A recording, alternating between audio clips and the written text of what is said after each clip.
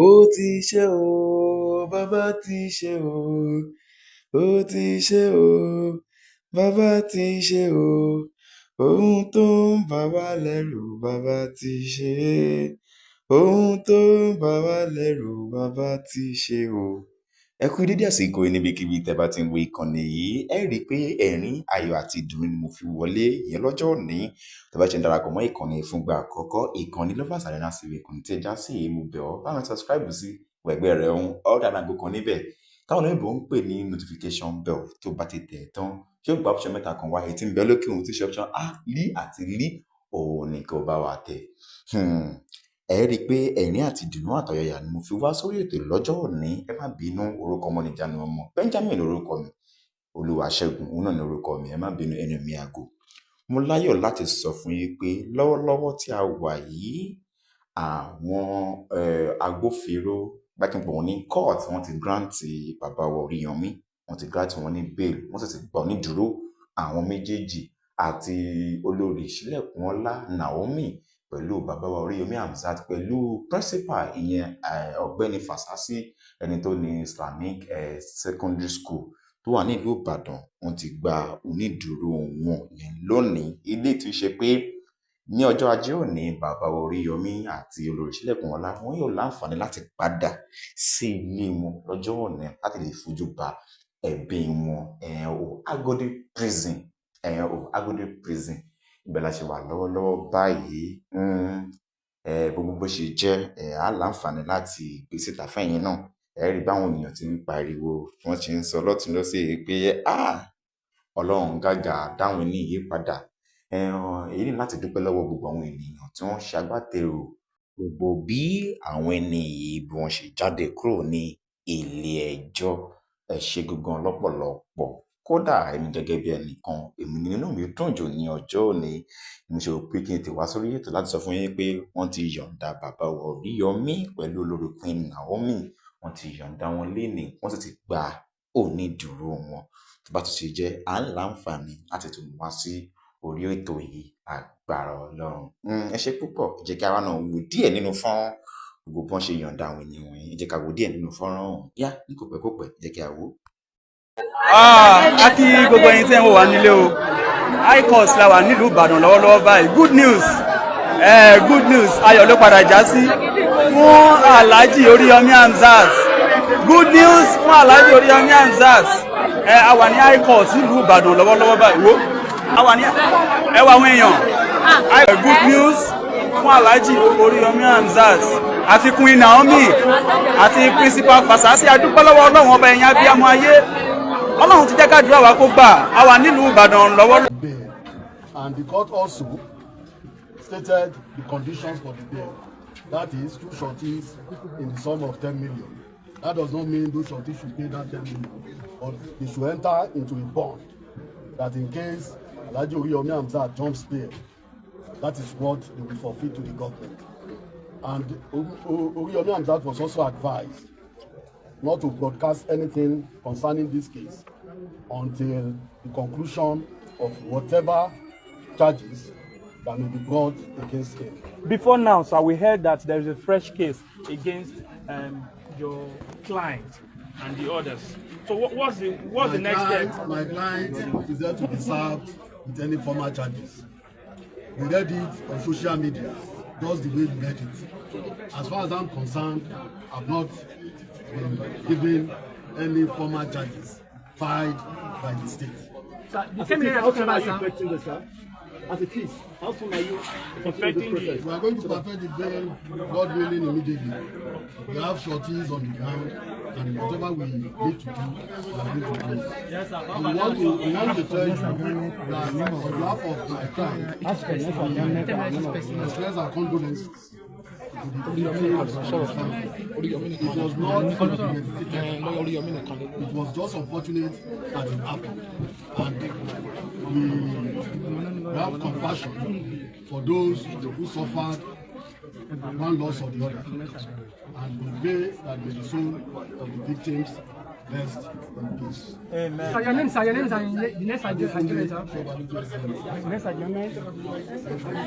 Thank you, sir. Ohun tí adájọ́ yìí ṣẹ̀gbọ́n tó wí, ó sọ wípé lọ́wọ́lọ́wọ́ tí a wà yìí pé kí bàbá wa Oríyọmí Hamzat kó sì mẹ́nu dákẹ́, kó má ti ṣe sọ ohunkóhun ní orí ẹ̀rọ rédíò rẹ̀ tàbí lórí ẹ̀rọ alágbèéká tí ń ṣe íńtánẹ́ẹ̀tì lórí ẹ̀rọ ayélujára, kó má ti sọ ohunkóhun títí tí ẹjọ́ yóò fi tán lẹ̀ pátápátá. Wọ́n sì yọ̀ǹda onídùúró méjì pẹ̀lú owó ìtanràn 10 million fún ẹnì kọ̀ọ̀kan wọn. Èyí lohun tí adájọ́ yìí tó sọ ní pàtó. Oríire láyé mọ̀ pé gbogbo pátápátá ni yóò dùn mọ́ nínú. Lẹ́ẹ̀kan sí tó bá ṣe ń darapọ̀ mọ́ ìkànnì yìí, bá mi subscribe sí ẹgbẹ́ rẹ̀ ọ̀hún, láìkí fídíò yìí, ọ̀rọ̀ àǹfààní láti máa wo ìkànnì ní gbogbo ìgbà táwọn ètò bá ti jáde. Benjamin Olúwaṣẹ́gun náà ní orúkọ mi, Olúwapamílẹ́rìn. Ó yá, ẹ jẹ́ kí a máa wo fọ́nrán náà lọ. Ṣé máa gbé sọ̀rọ̀ ní this man?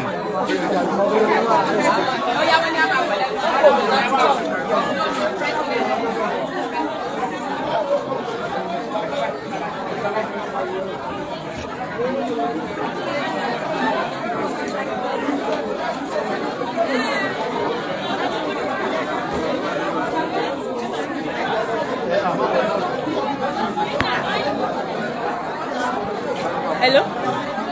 Yes, sir. Yes, sir. Bẹ́ẹ̀ni. Má ti kọ́ tó ṣe lọ. Mi kọ́tẹ̀. Ara kẹ̀ṣẹ́ yìí, sir. Bẹ́ẹ̀ni, sir. Wọ́n ti fi ilẹ̀ láì. Bẹ́ẹ̀ni, sir. Ara wọ́n ti lọ ilé báyìí. Bẹ́ẹ̀ni. Okay, sir. I'll call you, sir. Okay, sir.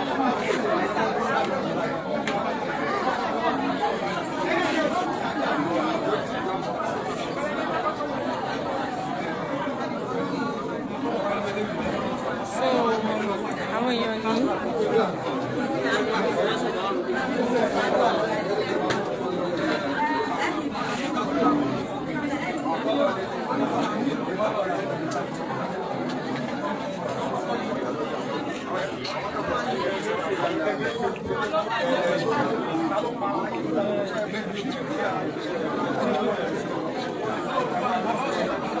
Slow connection.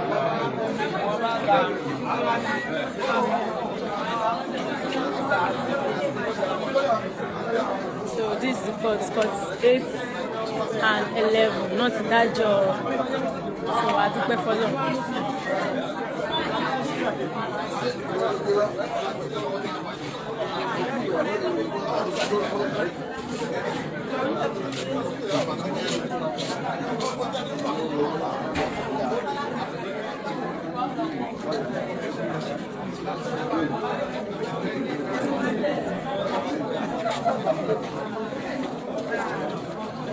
Hello, what's up? WA, this is 27,795 messages from 23 chats.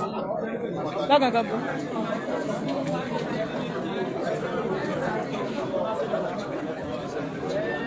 Mi ò mọ̀ bí tó wà ń bẹ́ẹ̀. Slow connection. Mi ò kọ́ tẹ́ bá sí iwájú bẹ̀ náà ti sọ mí. Ara iwájú White náà ti sọ mí. Wọ́n ti court. Wọ́n ti court by. So, Wọ́n ti sẹ́nu gate. ẹnu gate bọ̀ ẹnu bí wọ́n ti dájọ́. mi ò sí kọ́ tẹ̀ wá ṣe wà láì.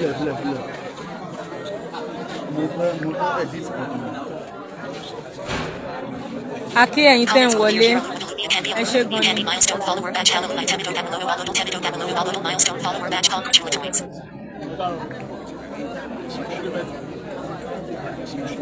So these are church. Slow connection.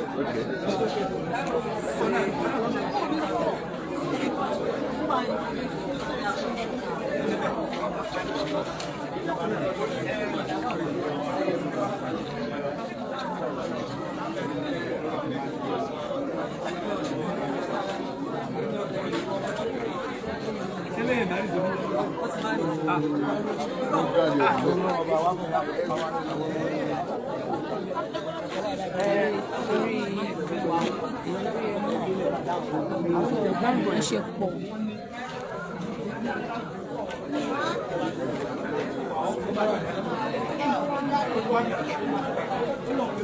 Hello? Mo ń bá tí bọ́ ṣe fídíò lọ́wọ́, mo ń gbọ́ ǹgbà yẹn. Ẹ sọ fún mi pé 48, ẹ sọ fún mi pé 48 lè ń bọ̀. Slow connection.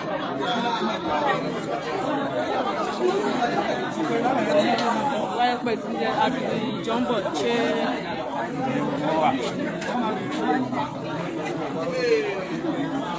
Sàdúpẹ́ o.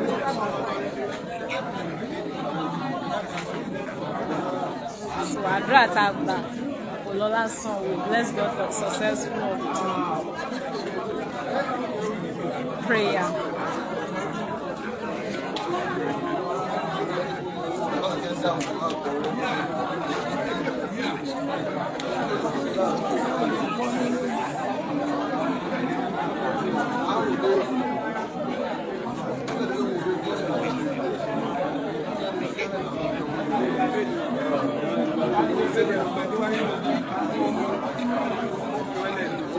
Slow connection.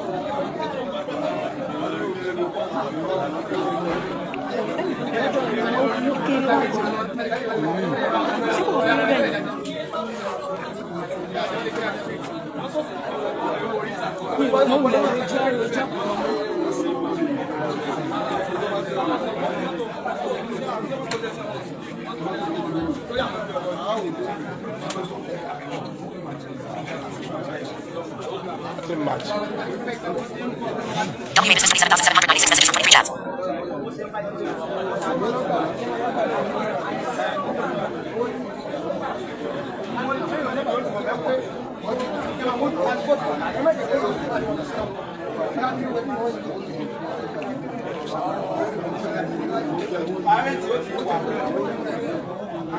Slow connection.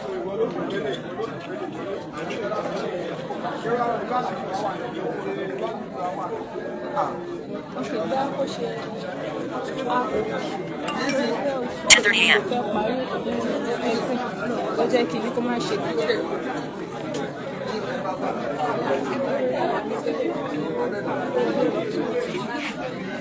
Wo ṣó ti ṣó Ó ti resume padà. ṣó ti ṣó báyìí nípa tó bá jù Speech ó feedback. yá Browse by a country mọ́nítọ̀ spend. ẹ̀.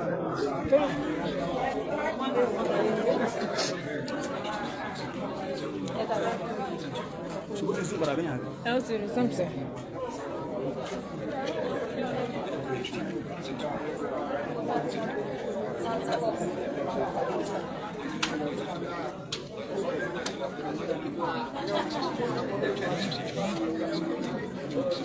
ìyá yìí ló ti ṣó mi sí ìsinmi. Kí ló ń sọ?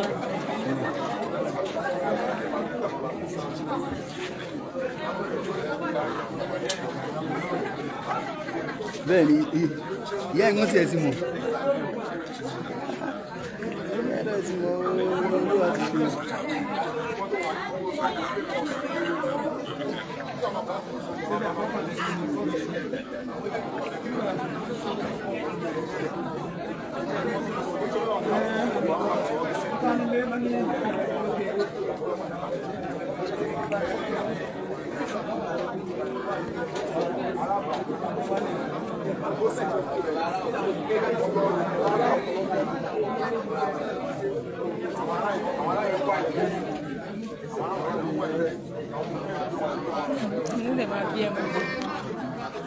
Ó yá. emoji welcome emoji ó ti fi wọ́n sílẹ̀ o fi wọ́n sílẹ̀ lẹ́yìn dé ẹ bá rí wọ́n wà lẹ́nu wọ́n ọmọ tí kò rẹ̀ wọ́n ti kúrò bí náà inú sọ pé àwọn jọ́ọ̀jì wọn ti lọ nísìn papọ̀ mọ́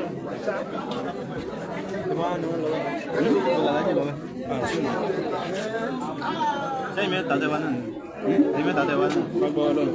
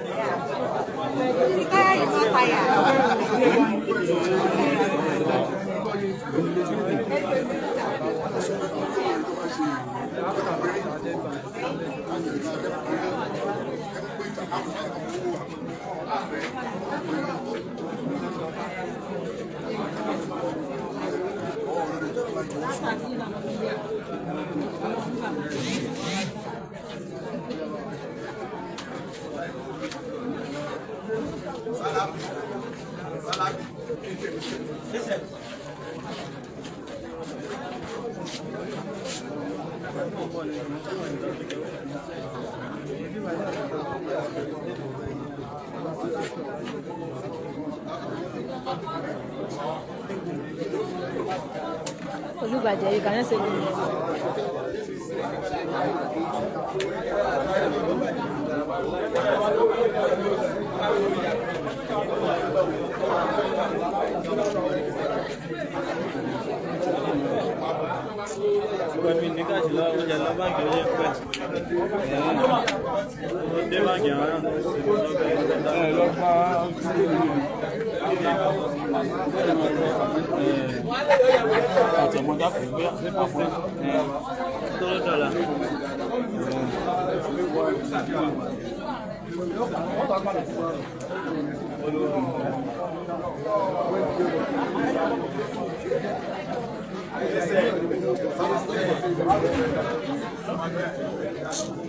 Mo ṣe lọ kí wọ́n nǹkan ra lórí mi tí ì jẹun.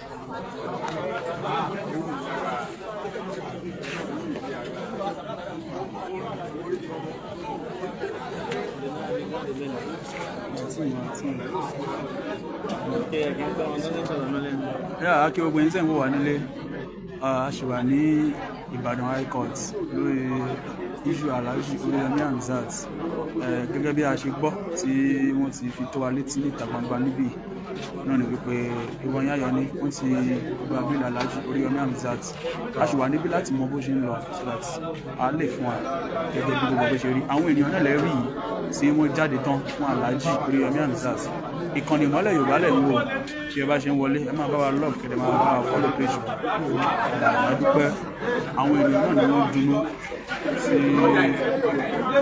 wọ́n dẹ̀ ń fò fáyọ̀ lórí ọ̀rọ̀ bàbá wa Oríyọmí Hamzat òun lẹ ti rí àwọn ènìyàn wa yìí o bàbá tí a jẹ́ àkàndá ẹ̀dá náà àgbẹ̀yìn.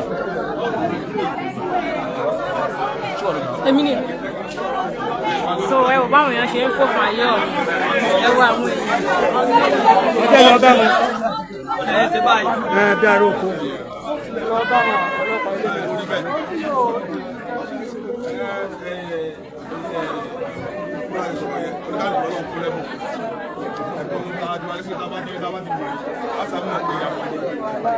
Bẹ́ẹ̀ni ilé mọ́dà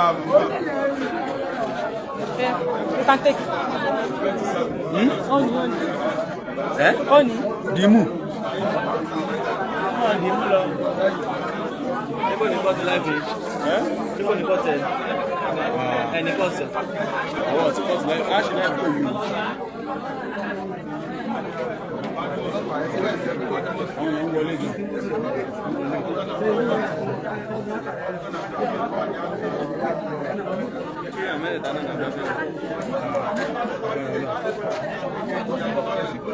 Àwọn èèyàn ń wọlé. So.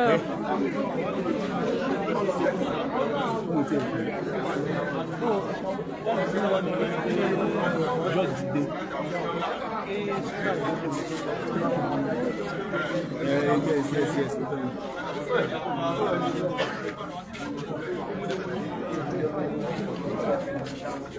Eva. Káàárọ̀, bàdà. Yes, sir. Adúgbò. Wọ́n ti gba bẹ́ẹ̀lì báyìí, wàá ṣe wà ní kọ́ọ̀tù.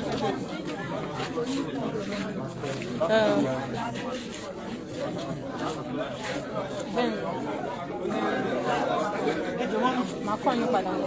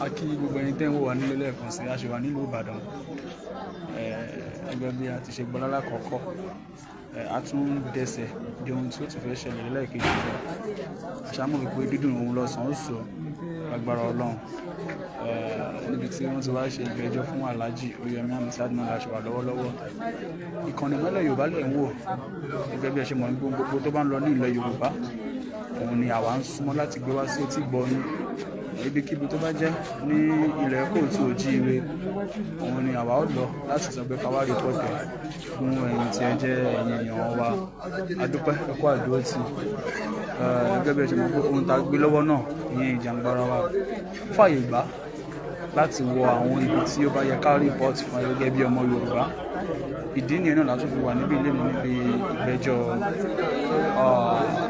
Alhaji Oríyọmí Hamzat olórí Naomi Sílẹ̀kùnọlá principal Abdullahi Fasasi tí mo dẹ̀ mọ̀ pé dídùn báyìí lọ́sàn-án sọ lágbára Ọlọ́run ó tiẹ̀ ti ń sọ bọ̀ torí èyí tí a kọ́kọ́ gbọ́ náà ni èyí tí a gbé wá sí ti gbọ́ nínú rẹ̀ a sì ń dẹ́sẹ̀ dé láti mọ ohun tó fẹ́ ṣẹlẹ̀ kí a lè mú wa sí etí gbọ́ lórí ìkànnì wa ẹ ṣé o bẹ́yìn bá ṣe ń wọlé ẹ kàn máa bá wa share rẹ̀ ẹ máa bá wa share fídíò wa High Court la wà ní Ring Road lọ́wọ́lọ́wọ́ nílùú Ìbàdàn ẹ máa bá wa share fídíò wa.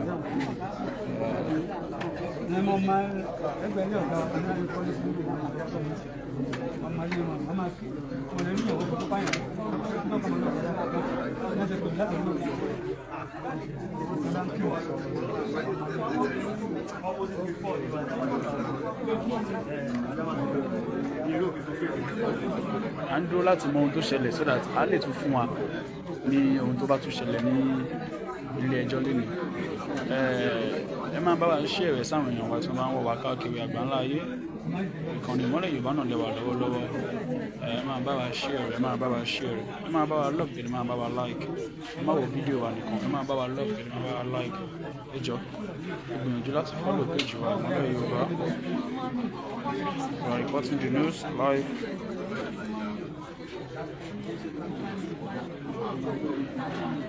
Ọ̀nà gbogbo dídùn báyìí lọ́sàn-án sọ.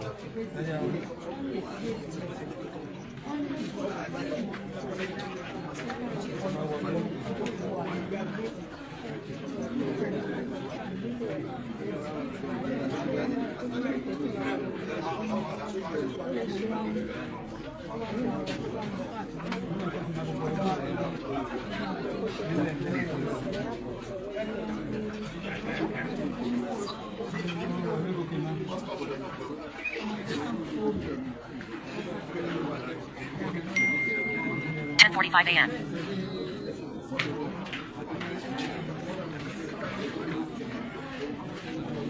bí ẹ bá ṣe ń wọlé máa ń bá wa ṣe fídíò ẹ̀ wá.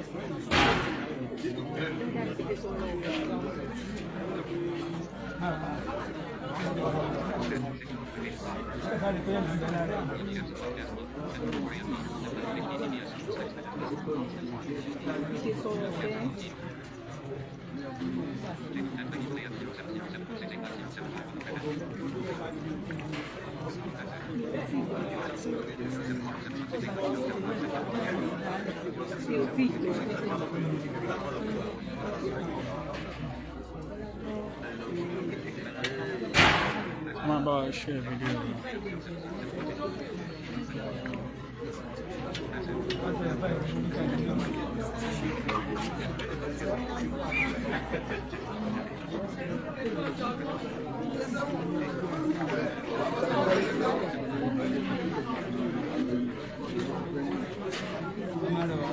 A ṣì wà nílùú Ìbàdàn lọ́wọ́lọ́wọ́ báyìí.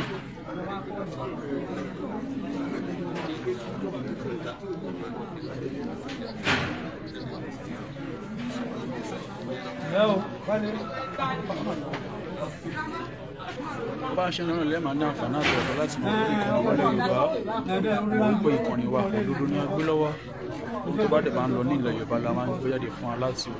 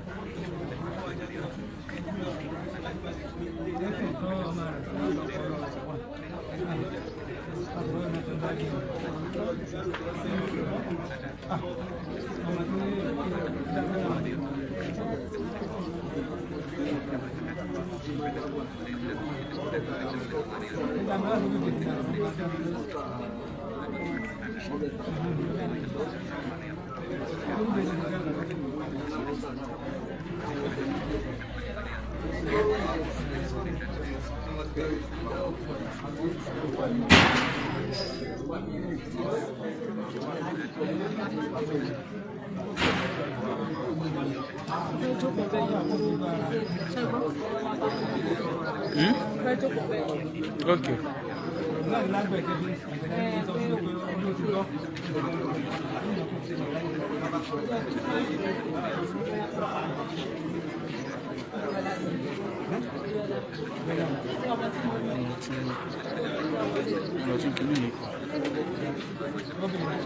Aqui do banho de agora eu como vai ser.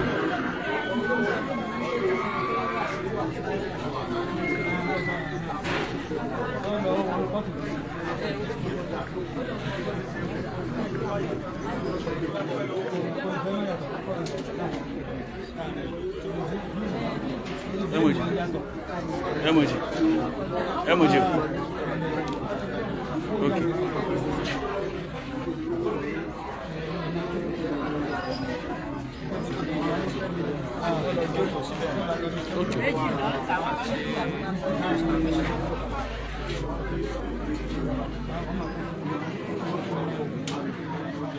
Aqui a gente tem uma banana para falar de uma boa cheia.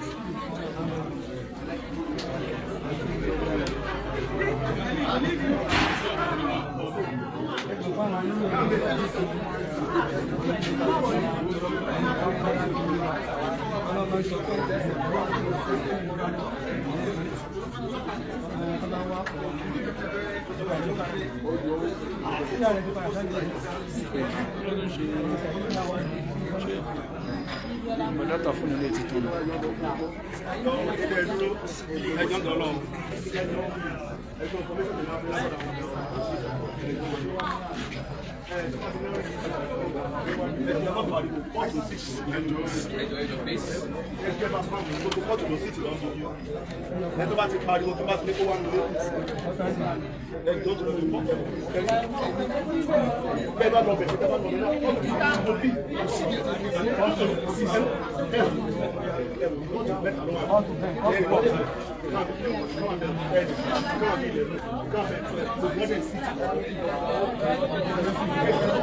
Ẹjọ́ ló bá ń dín fóònù nígbà mìíràn.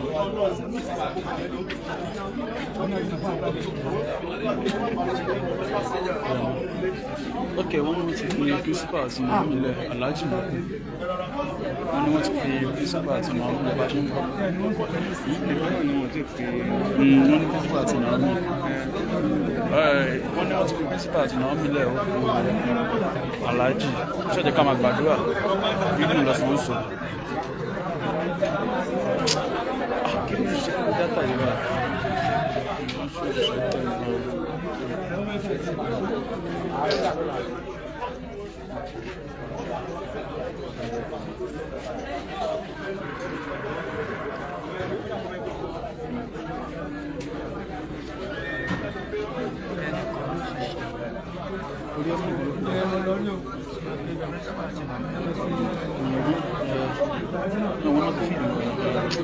Wọ́n ti gé ìlú àwọn Ọlọ́run ṣe àánú ẹ̀yìn tẹ́ ń wà nílé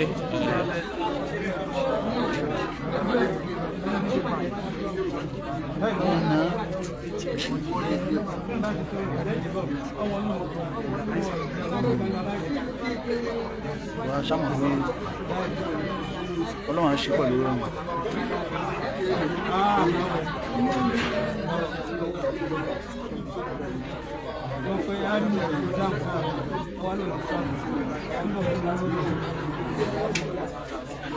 wọ́n ti fi àwọn ọ̀nà ọ̀mílẹ̀ aláàjì lókù jẹ́ kí a máa gbàdúrà jẹ́ kó fàdúrà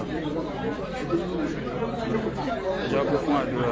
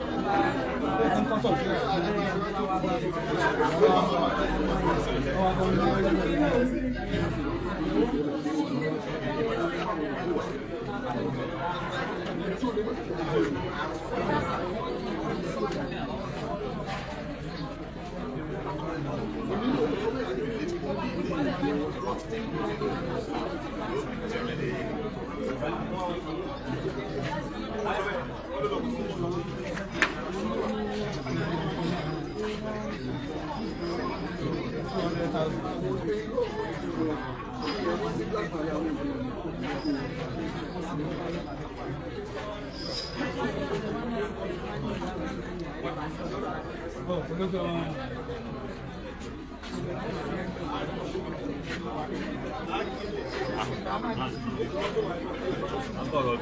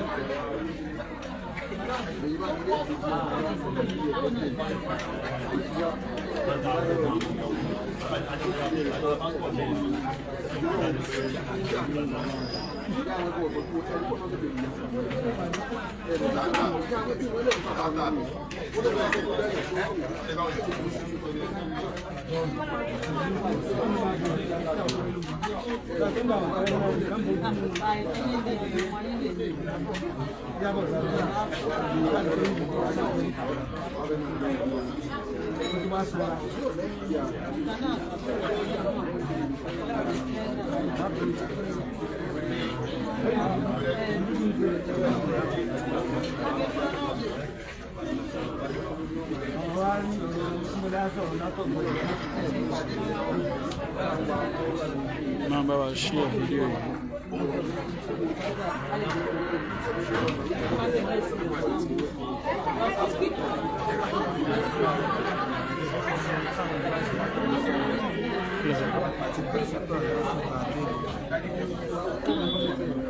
Ó ní principal ti náà ó kù tí ẹ báyìí wọn tí wọ́n ṣe ń ṣe lọ́wọ́.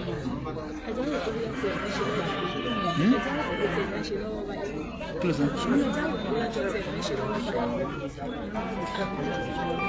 Àti ẹ̀ àwọn ilé. Ṣé kí n lọ sí mọ́sí drop sí? Kí ló sọ?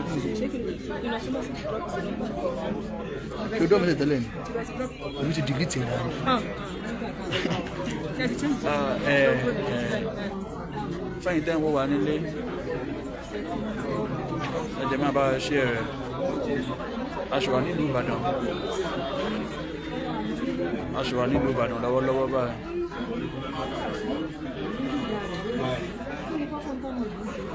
Ọmọ ìpé dídùn lọ́sàn-án sọ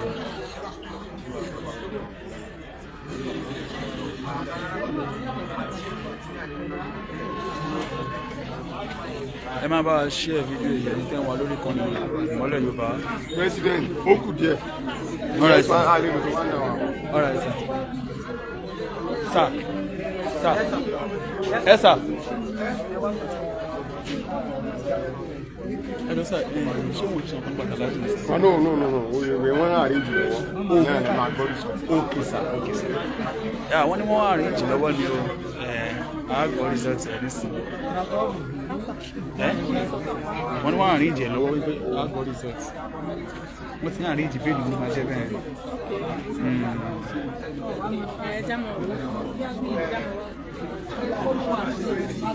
Ẹ jọ̀ọ́ má bá share fídíò ní tẹ́ bá jẹ́ olólùfẹ́ Alhaji Oríyọmí Hamzat.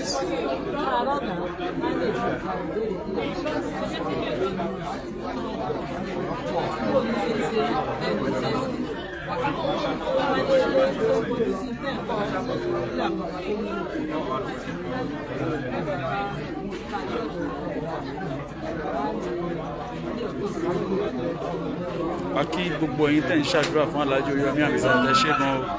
Thank you, God bless you. Ẹ mọ ìkànnì Ìmọ́lẹ̀ Yorùbá àwa fún a máa rìpọ́tì ẹ̀ dáhùn débi tó bá yẹ kó dé láti rìpọ́tì ẹ̀ fún mi. Ẹ ṣáà máa bá a ṣe ẹ̀rẹ̀ sáwọn tó bá ti lórí kan.